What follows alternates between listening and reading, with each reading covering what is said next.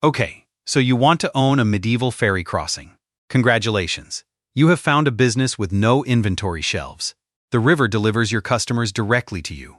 Merchants arrive with wool, grain, iron, and wine. Farmers arrive with sheep, pigs, and nervous horses. Pilgrims arrive tired, muddy, and desperate to continue. Every person needs passage. Every animal needs passage. Every loaded cart looks like another toll. The road ends at your landing. Your boat travels a short distance. Then it comes back and earns again. This appears to be medieval passive income. It is not. The boat needs labor every time it moves. The landing needs repairs whenever the river moves. Bad weather can erase an entire working day. Local privilege can exempt your best customers from paying. A competing Ford can steal traffic without asking permission. One overloaded crossing can create a legal claim. Your annual rent may still be due during all of this. So what do you actually own? Was the real business the ferry, or the legal right to control who crossed the river? And after everyone takes a share, who keeps the profit? We are going to follow every modeled coin. Then we will open the real account book. Our setting is England, between roughly 1280 and 1350. This is not every medieval ferry in Europe. Rivers, boats, customs, and legal arrangements varied enormously. So imagine a ferry connecting two established roads. One bank leads toward a market town. The other leads toward villages and agricultural estates. There is no dependable bridge nearby. A ford exists farther upstream. That ford becomes dangerous when the water rises. Your crossing, therefore, saves travelers several miles. That saved distance is the foundation of your revenue. You are not selling a boat ride. You are selling the shortest dependable route. Now we need to separate evidence from reconstruction. Known evidence survives in charters, court cases, rentals, and local records. Those records confirm that ferry rights could be valuable privileges. They also confirm tolls on people, animals, and goods. They show disputes over access and allegedly unreasonable charges. They show licensed and unlicensed operators competing on rivers. They show weather delaying crossings. They even show ferrymen facing liability for careless operation. But no complete account book survives for our imaginary crossing. Its exact toll schedule is unknown. Its exact traffic volume is unknown. Its exact wages and profit margin are unknown. Estimated patterns are cautious inferences from surviving routes and records. Modeled figures are teaching assumptions, not recovered historical prices. The figures are simplified to show how the business worked. A convincing number is not automatically a historical number. First, let us define the asset. The visible asset is the ferryboat. The economic asset is much larger. It includes access to both landing places. It includes a connection to the public route. It may include a toll house or simple shelter. It includes equipment for moving and securing the boat. Most importantly, it includes permission to operate the crossing. In English law, a public ferry could function as a franchise. That meant the right was not simply created by buying a boat. It could rest on royal grant, prescription, or established custom. A lord, religious house, borough, or other holder might control it. The right could then be leased to an operating ferryman. At Birkenhead in 1330, a charter covered men, horses, and goods. That charter also permitted the collection of reasonable tolls. That creates our first major split. One person may own the privilege. Another person may perform the work. The public sees the ferryman. The rent travels toward the privilege holder. This is why ownership language can become misleading. You might say you own the ferry. Your contract may say you only rent its earnings. Before earning anything, you need legal access. Suppose a manor controls one riverbank. Your boat cannot earn while passengers stand beyond a locked gate. Landing rights therefore matter as much as water access. The approach road must also remain usable. A muddy track can block carts before they reach the boat. A broken bank can prevent animals from boarding safely. A neighboring owner can dispute where travelers may wait. The business begins on land long before the boat moves. Would you charge by person, animal, cart, or cargo? The answer determines who produces your margin. A pedestrian uses little space. A horse uses more space and more attention. Heavy cargo increases loading time and operating risk. So one flat price makes little economic sense. Historical toll systems commonly distinguished categories. Specific rates varied by place, date, custom, and privilege. Some travelers might also claim exemption. Burgesses could hold chartered freedom from certain tolls. Religious institutions might assert customary rights. Royal servants could arrive expecting priority. Local inhabitants might claim reduced or free passage. Your busiest queue may contain surprisingly few paying customers. This is the medieval version of impressive traffic and weak monetization. Now let us buy the business. We will use 1,000 modeled units of starting capital. Again, these are not medieval pounds or pennies. They are a transparent teaching model. Allocate 300 units to acquire or secure the operating lease. Allocate 350 units to the main boat and equipment. Allocate 150 units to improve both landings. Allocate 100 units to a shelter and collection point. Keep 100 units as emergency working capital. The river does not care about your launch ceremony. Your boat design depends on the crossing. A broad vessel can carry animals or bulky goods. A smaller boat can move passengers more quickly. Oars, poles, sails, or guiding arrangements may be used. The exact technology depends on depth, current, width, and local practice. We should not pretend one design served every English river. Our modeled crossing uses a broad working boat. It can carry people, horses, and modest loads. Large carts require favorable conditions and careful loading. That creates a capacity problem. A larger boat earns more per trip. A larger boat also costs more to build and move. It becomes more expensive when planks, fastenings, or fittings fail. Capacity is useful only when demand fills it. An empty large boat is simply heavier. You also need landing infrastructure. The bank may need timber reinforcement. The boarding area must survive hooves and wheels. Mud must be managed before it swallows the approach. Ropes, stakes, poles, and mooring points wear out. A small shelter protects tools and collected payments. All of it decides whether the business opens tomorrow. Now answer another open question. Which small expense can destroy the whole year? It is tempting to say the boat. Sometimes the real answer is the landing. A damaged landing can leave a sound boat commercially useless.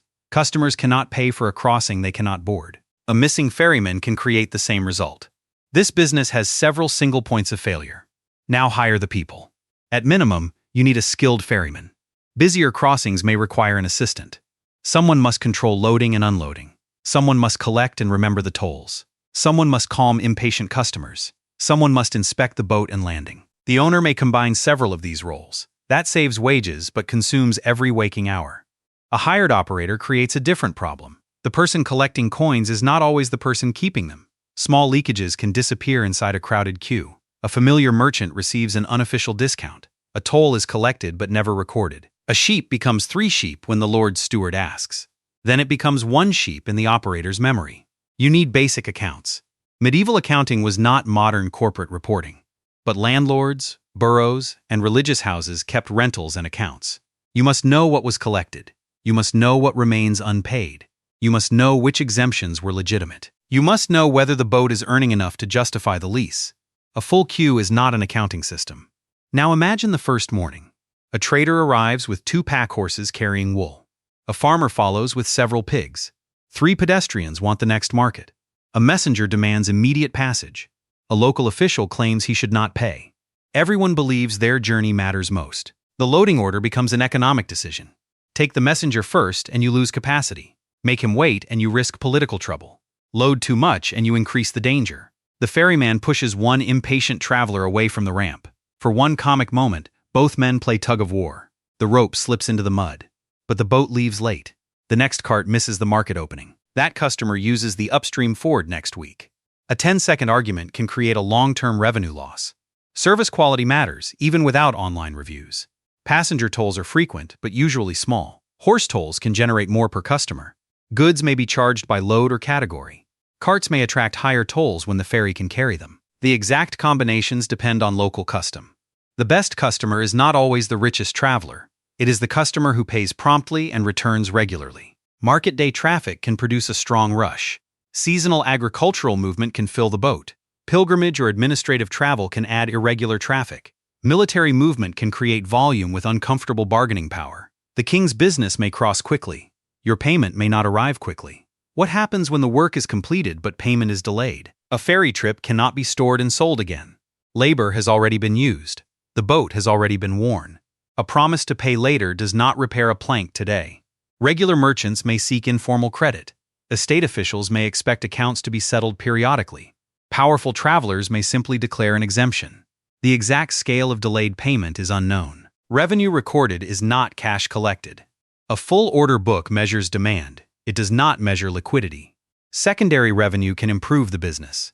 Waiting travelers may need food, drink, or shelter. A wharf can produce loading or landing dues. But these earnings require additional rights and assets. You cannot automatically charge for land you do not control. A religious house might combine ferrying with hospitality. An operator might only receive the toll itself. The narrow operating lease can remain painfully thin. The surrounding land captures value created by the crossing. A merchant may pay for storage during bad weather. The ferry creates customers for businesses it does not own. The operator may receive only the wettest part. Labor must be paid or supported. Ropes and wooden equipment require replacement. The boat needs tar, caulking materials, timber, and skilled repair. The landing needs stakes, boards, gravel, and repeated labor. The annual lease or rent remains a fixed obligation. Compensation may follow damaged cargo or negligent operation. Idle days still consume food and time. These costs do not rise and fall neatly with passengers. Many of them exist because the business must remain ready. Readiness is expensive. Heavy rain increases the current. Floodwater attacks the landing. Floating debris strikes the boat. The safest decision is to stop crossing. Customers complain immediately. They cannot see your liability. One traveler waves a stick and demands service. The ferryman raises a pole defensively. The pole hits the toll house roof instead. A loose wooden sign falls into a barrel. The crowd laughs. The crossing remains closed. Comedy does not change hydrology. The owner loses the day's revenue. The workers still need support. Repairs begin before earnings resume. Weather creates both demand and shutdown risk. When the ford becomes unusable, your ferry becomes more valuable. When the river becomes dangerous, your ferry becomes unusable. The same water level can raise price power and remove capacity. That contradiction sits at the center of the business. The boat may ground in mud or shallows. A cart stuck near the ramp blocks everyone. Workers push from behind. Merchants pull from the front. The horse looks deeply unimpressed. A sack falls into the mud. The owner may face a claim for damaged goods. The queue has now lost an hour. Physical congestion becomes financial congestion. Fog reduces visibility on broad or tidal water. Strong wind can make control difficult. Tides can determine when a landing is usable. Historical records from the Mersey describe weather delaying travelers. Some waited long enough to need lodging. It also created possible income for nearby hospitality. Once again, the ferry owner may not capture that income. Your legal privilege does not eliminate every alternative. They can take a longer road to a bridge. An unlicensed boatman can undercut your toll. Records from the Mersey mention 4 unlicensed ferry boats in 1365. It proves that unauthorized operation was not merely imaginary. Now picture the illegal competitor. He offers merchants a cheaper crossing. The rival pushes away before anyone reaches him. The rival escapes with 3 paying customers. The missing tolls last forever. Enforcement requires time, authority, and legal expense. An exclusive right is valuable only when it can be enforced. The ford is an even stranger competitor. It may charge nothing. It may also destroy a cart during high water. Customers compare price, distance, delay, and danger. Travelers often choose the cheapest visible cost. Your toll must remain high enough to cover operations. It must remain low enough to discourage detours. Charge too little and the lease consumes your margin. Charge too much and traffic leaks around you. A 1228 complaint at Gray's concerned access and allegedly unreasonable tolls. That case reminds us that privilege did not mean unlimited pricing freedom. Public resentment can become legal attention. You are a monopolist with obligations. That is less comfortable than it sounds. Would you charge by person, animal, cart, or cargo? A pedestrian pays a basic passage toll. A horse pays more because it consumes space and handling. A cart pays more when capacity permits. Custom and law may restrict how creatively you price. So the toll schedule is both a price list and a political document. The privilege to charge can carry an obligation to serve. A ferry held out for public use cannot behave like a private pleasure boat. Careless loading can create liability. The famous Humber ferryman case from 1348 involved an overloaded boat. A customer's mare was lost during the crossing. One extra paying animal can cost more than its toll. Overloading converts marginal revenue into catastrophic liability. Safety capacity is an economic asset. Coins gathered at a remote landing attract attention. Imagine one man slipping past the collection point. The assistant chases him around a stack of baskets. The runner jumps over a low fence. He lands safely in a pile of hay. The waiting crowd cheers for the wrong person. The owner recovers one small toll. The crossing loses several larger customers during the delay. Enforcement can cost more than the amount being enforced. The first model is direct ownership by a lord or institution. The owner controls the privilege, landings, and surrounding property. This model captures tolls and nearby rents. The second model leases the ferry to an operator. The privilege holder receives a predictable rent. The operator keeps revenue after costs. The rent shifts operating risk downward. The third model is owner-operated on a smaller crossing. The same household holds the right and performs the labor. It hides the true cost of family labor. A business can look profitable when nobody prices the owner's time. The strongest model owns the full corridor. That means the privilege, both landings, and useful nearby property. The weakest model rents only the boat operation. It pays others for access to the profitable pieces. Is the valuable asset the physical boat or the legal right? The right is decisive. A rival cannot lawfully reproduce your exclusive franchise so easily. The right directs customers toward your landing. The road and location make that right valuable. The true asset is a bundle. It combines permission, position, access, and service capacity. Remove any one piece and value falls sharply. Our starting capital was 1,000 modeled units. These figures do not represent a surviving medieval account. Begin with a good year. The river stays mostly manageable. Market traffic is strong. The boat avoids major repairs. Most customers pay immediately. Gross revenue reaches 1,300 units. Labor and household support consume 300 units. Routine maintenance consumes 140 units. Materials and small replacements consume 80 units. Rent and legal obligations consume 220 units. Bad debts and exemptions consume 60 units. The remaining modeled profit is 500 units. That excellent result assumes an unusually cooperative year. Now take an ordinary year. Several wet weeks interrupt service. Idle time removes 70 modeled units of potential revenue. Gross revenue reaches 950 units. Labor still consumes 300 units. Maintenance rises to 180 units. Materials consume 80 units. Rent and legal obligations remain 220 units. Bad debts and exemptions consume 90 units. Only 80 units remain as modeled profit. The owner barely earned a return on capital. That is the central contradiction. Now take a weak year. The Ford remains usable for longer. Idle time removes 200 modeled units of potential revenue. A major plank repair cannot be postponed. Gross revenue falls to 650 units. Labor is reduced to 280 units. Maintenance rises to 220 units. Materials consume 70 units. Rent and legal obligations still consume 220 units. Bad debts and exemptions consume 110 units. The modeled result is a loss of 250 units. The business destroyed capital anyway. Revenue fell faster than fixed obligations. Now take the catastrophic outcome. A flood tears apart one landing. The main boat is damaged beyond economical repair. The crossing closes during the busiest season. Customers learn a different route. Or, political authority grants support for a new bridge. A bridge changes the entire network. Travelers no longer wait for a boat. Carts cross without unloading. The road shifts toward the new structure. Your ferry boat still floats. Its commercial location has vanished. The physical asset survives. The business model does not. What happens when a competitor changes the route? A cheap boat steals some customers. A reliable bridge can steal the market itself. You can lower tolls. You can improve service. You can seek enforcement of your privilege. But you cannot order travelers to value nostalgia. Infrastructure competition changes customer behavior. The old monopoly becomes a stranded asset. Which small expense can destroy the year? A rope, landing board, or missing worker can halt operations. A cheap component can control an expensive revenue stream. The boat earns only when the whole system works. What happens when the trip is finished but payment is delayed?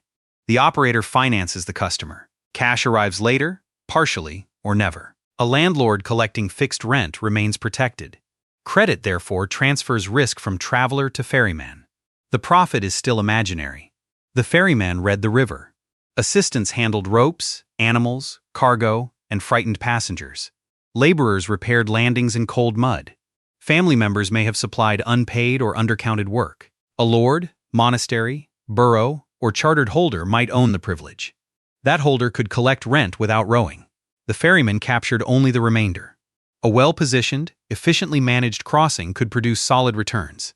An aggressive rent converted the ferryman into a risk-bearing employee. The privilege holder received predictable income. The operator received whatever survived the river. Owning a medieval ferry crossing could be profitable. It was most profitable when ownership included the legal right. Reliable traffic and limited alternatives created pricing power. But the boat itself was not a money-printing machine. Weather created unpaid idle time. The business rewarded control more than rowing. That is the final economic reframe. You thought you were buying a boat. You were really buying a bottleneck. The boat moved customers across the river. The franchise made them arrive at your bank. The landing converted movement into payment. The workers kept the system alive. And the person who controlled the route usually controlled the profit.